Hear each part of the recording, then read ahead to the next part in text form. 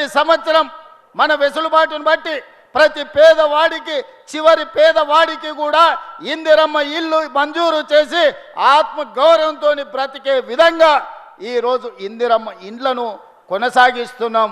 రాజశేఖర రెడ్డి గారు ప్రవేశపెట్టిన ఇందిరమ్మ ఇండ్ల పథకాన్ని ఈనాడు మన ప్రభుత్వం కొనసాగిస్తుంది. ఎక్కడ కూడా రాష్ట్రాలు వేరైనా, ఈనాడు ఆ పార్టీలు వేరైనా, వాళ్ళ కుటుంబాలు వేరే పార్టీలో ఉన్నా ఎన్టీ రామారావు గారిని, వైఎస్ రాజశేఖర రెడ్డి గారిని ఆదర్శంగా తీసుకొని తెలంగాణ రాష్ట్రంలో సంక్షేమ పథకాలను అమలు చేసే ప్రయత్నం మన ప్రభుత్వం చేస్తుంది. అది అమలు చేయడానికి నా సహచర మంత్రివర్గ మిత్రులందరూ ఇవాళ మనకు సహకరిస్తున్నారు. మిత్రులారా, 2 సంవత్సరాలు పూర్తి చేసుకున్నాం. ఈ మధ్యలోనే 5 సంవత్సరాల కోసం ఎన్నికైన ప్రభుత్వాన్ని మొదటి సంవత్సరం పూర్తిగాక ముందు నుంచే ఒక పక్కన శుక్రాచార్యుడు, ఇంకొక పక్కన మారీచుడు, సుబాహుడు బయలుదేరినరు మీరు దిగాల్సిందే అని. శుక్రాచార్యుడి గురించి, మారీచుడి గురించి నాకంటే రామాయణం తెలిసిన మీకే ఎక్కువ తెలుసు.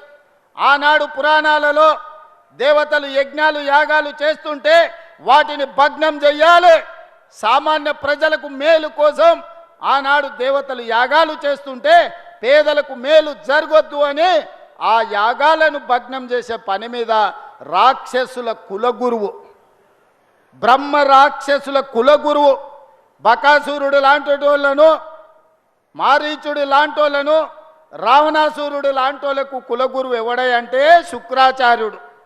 భూ బకాసురులకు, ఈరోజు భూ కబ్జాదారులకు, ఈరోజు హత్యలు చేసేటోళ్లకు, ఆక్రమించుకునేటోళ్లకు అధికారాన్ని అడ్డం పెట్టుకొని తెలంగాణ రాష్ట్రాన్ని దోసుకునేటోళ్ళకు కూడా ఒక శుక్రాచార్యుడు రాక్షస కులగురువు ఉన్నాడు.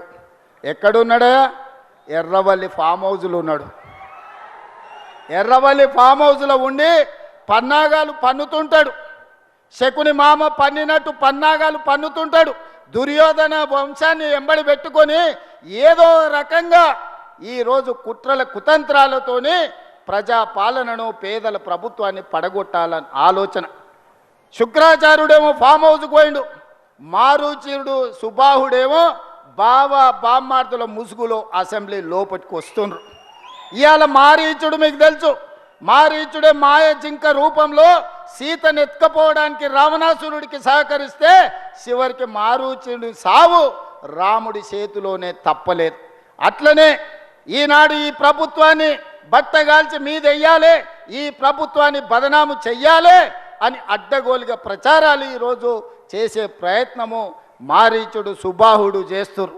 ఆనాడు మాయలేడి రూపంలో వస్తే ఈనాడు సోషల్ మీడియా రూపంలో వస్తున్నారు. లేని అవాకులు చవాకులకు మంత్రముల మీద ఈరోజు ప్రచారాలు చేస్తున్నారు, ప్రత్యక్షంగా పరోక్షంగా.